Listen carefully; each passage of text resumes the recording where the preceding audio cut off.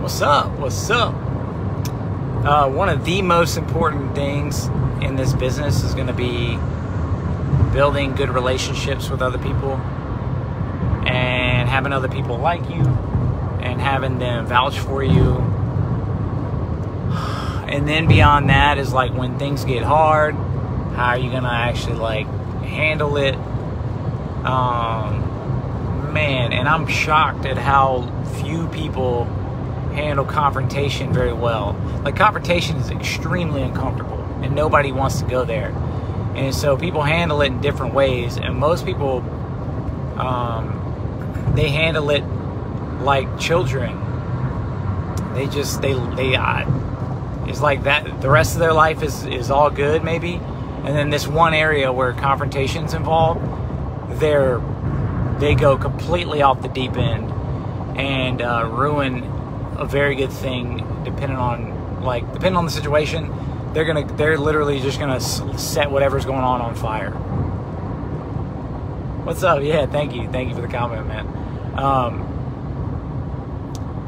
And I don't understand it, because it's like everything's cool as long as everything's cool, and the second things get crazy or there's any sort of disagreement, then everybody acts a fool. And this is like, I say everybody because like chances are, I'm just saying no exceptions. You might be, but chances are if you're watching this, you might want to check yourself. And I have examples,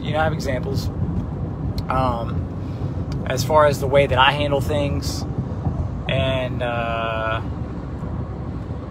can tell you where I mess up and where I think I do well. But like last week, for example, I sent like 10 phones to this guy, and he comes back to me with like deductions on like 5 of them. And I remember looking through the phones and all that and thinking, these are good, like these are all set. And so some of the deductions, I was like, okay, I didn't check that. And then some of them were like scratches on the screen. He wanted $30. And I'm like, dude, I checked all these. They don't have scratches. Yeah, they have like wear and tear, but that's not a deep scratch. That's what happens when you use a phone. And I'm like, these other guys didn't have all these deductions. So that's my first reaction. My first reaction is to act like everybody else, which is a freaking child. But the truth is, when you narrow down the deductions, it was only really 2 phones where I had a little bit of beef. And one was $20 deduction, one was $30. And I'm like, okay, I'm not gonna go that crazy over $50. The guy didn't negotiate much on the front end. He paid good prices, but it all added up to like $300. And so part of me is like, man, if I took a $300 hit every time I ship something, I'm gonna be in trouble. It wasn't you, Sam. Shut up. Sam, Dave, who's the freaking man, hits me up. It doesn't even deduct me. It was a camera. Okay, so here's a lesson for you. If it's got a cracked lens, you got to go to the camera, and you got to zoom in all the way. You got to look real closely to see if you see any sort of like black spots. If you see any kind of black spots, then that's going to be a camera deduction, which can be a super high deduction. Then if you try to swap it, you got to know how to like have it not throw a code, because if it throws a code, then they want to deduct you as if it was a broken camera anyway. Man, the game gets crazy. So anyway, so Sam schools me up on that, and he doesn't even deduct me, which is insane. Please don't deduct me, Sam. But anyway, he taught me that lesson. Like, look, if it's got a cracked lens, that's bigger than just a cracked lens. Part of the reason they probably deduct so much on a cracked lens is they just assume that some of these are going to be a messed up camera, even though the replacement part might be like 2 cents. The headache of having to replace a camera lens and maybe having camera issues, which weren't necessarily like there to the naked eye, but are going to end up being there. That's going to be something that they're going to have to deal with. So $60, $40 to $60, depending on the phone. And I'm always like, hell no, I'm not taking a $60 deduction. And I'll replace them, and I'll sell them locally or whatever to a person that's not ever going to zoom in at 2.5 and then look through it with a monocle to see if there's some black spots, right? So you got to know who you're selling to. So if you're selling to a person that's like gotta have impeccable quality, that might not be a direct buyer for you at times. That might have to be a local buyer. Like I got this, where you at? I got an SE right now, which I know a DB would say, okay, that's grade C, but all it is like some scuffs on the side of the screen, which has nothing to do with any viewing area. Anyway, so you send that in and they say, oh, it's got scuffs, 40, 50 bucks off. So what do? You act like a child and say, screw you, and send it back and act a fool? Or you just say, okay, noted. I'm not sending that person anything with little scuffs, or that guy that docked me 300 something bucks. I have the option now of saying, all right, nobody else is deducting me, or maybe it just happened to be that batch, and it's my unlucky day on that batch that had all these issues. And then I say, okay, well, if he's going to be taking off for every little issue, but he's paying me way above, well, he's paying me already $300 something above what other people are paying me, so it equals out. Derek says, I already buy damaged phones, so I can't do that. Yeah, but dude, sometimes you buy damaged phones there, and you think it's all good, and the next thing you know, that thing ain't charging no more.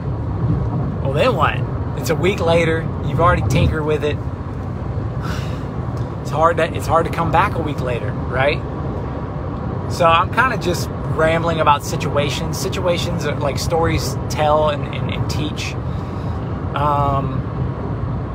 The times where I get most mad is if it's like a month later, it's someone on eBay and they're like, yo, this is financed and it's a problem. And it's like, I sold it for parts. We're not doing this.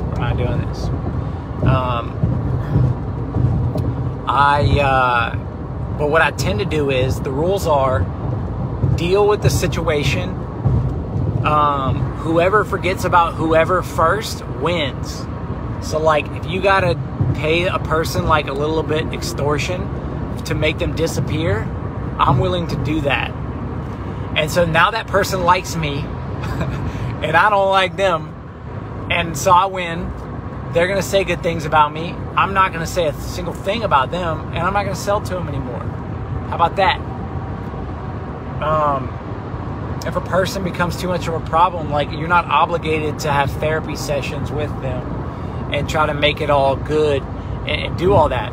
You just handle the situation, maybe take a little extortion fee because they're acting a fool, and then you just move on. You don't deal with them anymore.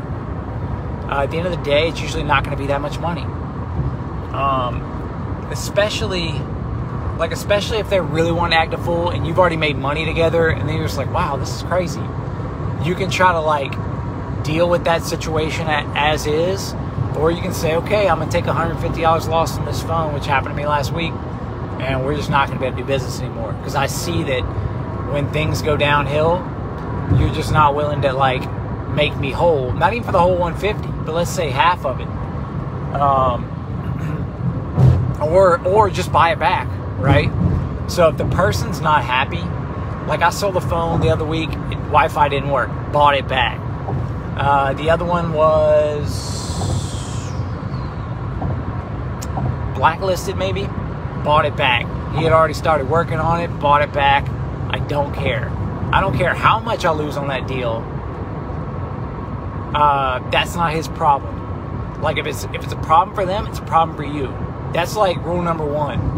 Problem for them, problem for you. Doesn't matter if it should be a problem for you or it should be a problem for them, but it is. You hear what I'm saying? So it doesn't matter if you care. It doesn't matter if you would care. It doesn't matter if other people care. It matters if they care. I don't know if y'all are hearing me, but this is a major point of contention that I find in doing business. Is like, hey, it doesn't matter. It doesn't matter what your logic is trying to build it up to be. It's a problem for me, and now you've like stressed me out.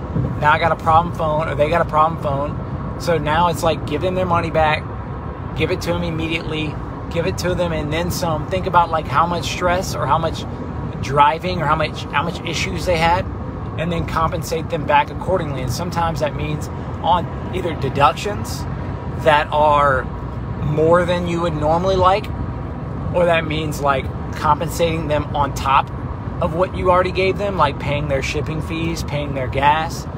Like when you're wrong and they think you're wrong and you maybe don't, that's irrelevant. What you think is irrelevant. They feel wronged. The deal didn't go down smoothly. Smooth over that deal.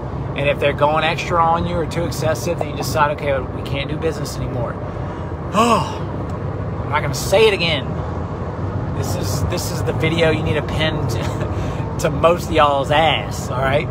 Because this video will save you a lot of headache, a lot of trouble, and it'll keep you doing business with a lot of good people, and it'll keep money flowing back into your life. It'll cut things short to where you're not having to do extra effort to redo business. I'm getting hit with rocks. Hold on. All right, that's it, guys. Later.